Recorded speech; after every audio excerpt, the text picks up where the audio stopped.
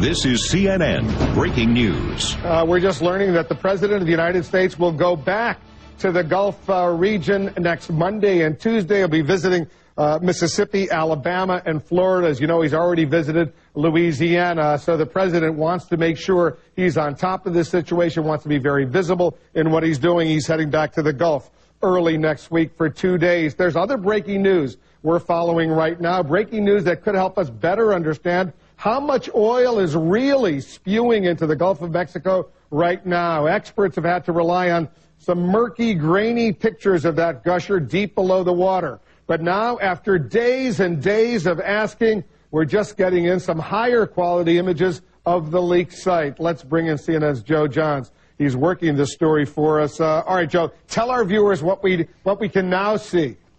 Right. Well, Wolf, these are the high-resolution pictures that a lot of people in Capitol Hill, including Senator Barbara Boxer of California, has been asking for.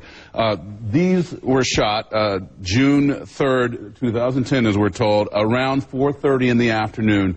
It's quite remarkable compared with some of the other pictures we've seen.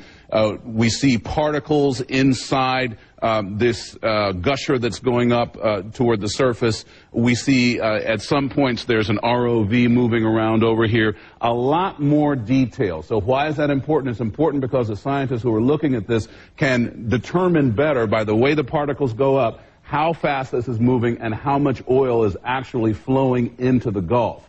Now, the question, of course, is there more video like this, and why wasn't it released sooner? Senator Boxer and Senator Bill Nelson of Florida put out a letter just a little while ago which says, in part, BP must not hinder the investigation of this matter by making available only pre-selected data and or video for review, as we understand has generally been the case. If BP delays provision of these videos or only makes available samples of video, the ability of outside experts to provide truly independent information is undermined. With me right now is one of the authors of that letter, Senator Bill Nelson of Florida. Senator, tell us, do you think BP is holding back on this, and if so, why? Remember, it was Senator Boxer and me that had to literally almost pull it out of them to get the video released in the first place, and this was several weeks ago. Now, Barbara has gotten them to come up with this. We've never seen this before. Do you think that they have captured most of the oil going into the Gulf? 50% that they say?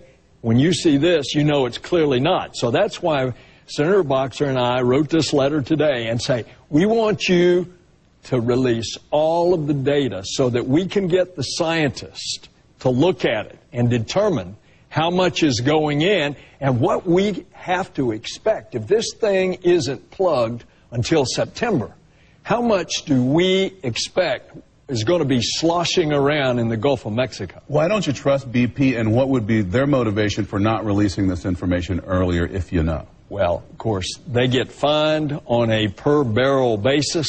So what did they say? Originally it was 1,000 barrels a day, then they revised that to 5,000. Then they said 12,000, then it may be 25,000, and now Senator Boxer and I have reason to believe from some of the members of this technical committee, you look at that, let's get the scientists. Some people are saying that's as much as 100,000 barrels a day going into the Gulf of Mexico. Now, when I look at your letter here, it's pretty polite. It doesn't seem to be a congressional threat in there, but I guess the question would be, if BP doesn't comply with your request, what is the Congress prepared to do? Well, that certainly ought to be the president, and the president ought to take over. He can't take over BP trying to plug the well. Unfortunately, the oil industry is the one that has that technology, and I bet you, Joe, that changes for the future. But certainly the administration ought to take over, and they ought to make sure all these fishermen that are not getting paid, the hotel, motel owners, the restaurant owners. Absolutely. The federal government ought to coordinate and command all of that. Now, I think we also have to make clear that this was after the cut, but before the cap went on top. So there presumably much less oil now is actually leaking into the Gulf. Well, let's let the scientists look at this in high definition and give us their estimate.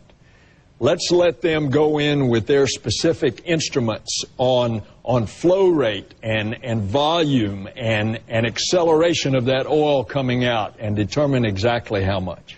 Since BP did at least provide this, do you think that sort of bodes well for future cooperation? I've come not to be an optimist on getting information out of BP.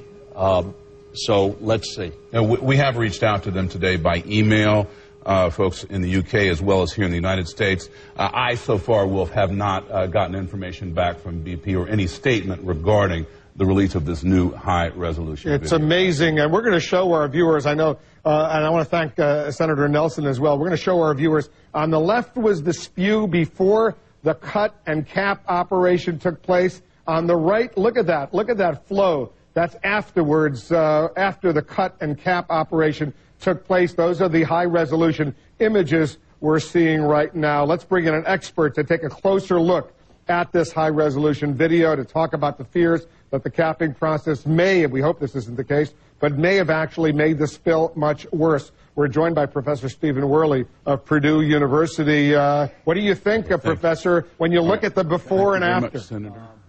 Well, when I was at home last Thursday and I was watching the cutting operation, when the riser was finally removed, I had serious concerns about how much the flow had increased.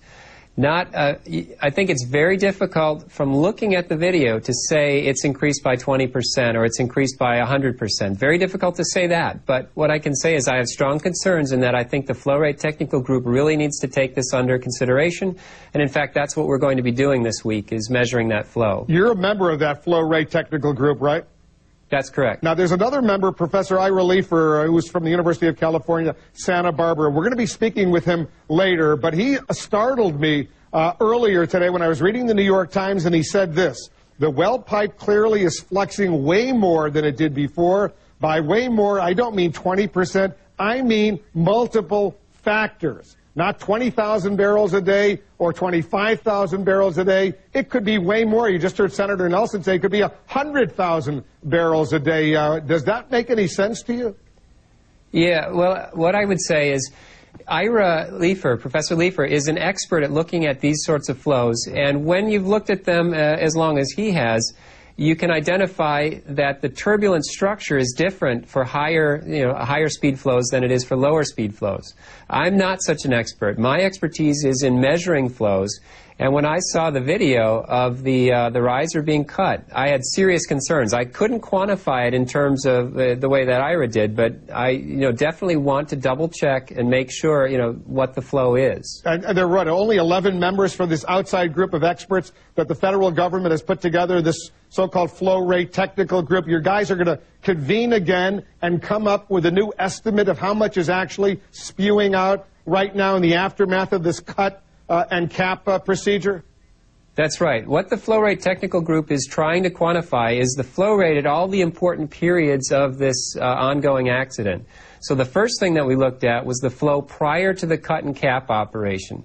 That's the flow rate prior to June 3rd. And the reason that we concentrated on that first is that was the flow condition for the first 40-some days of this accident.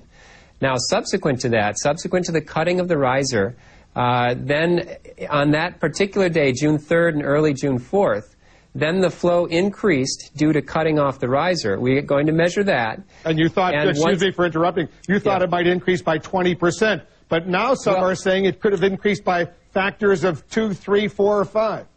As far as I know, that number of 20% came from BP, and if you asked me to come up with a number, it wouldn't necessarily be 20%. I don't know what it would be, but it would not be 20%. So your group did not come up with that 20% estimate, because we've heard it from government officials and we've heard it from BP executives.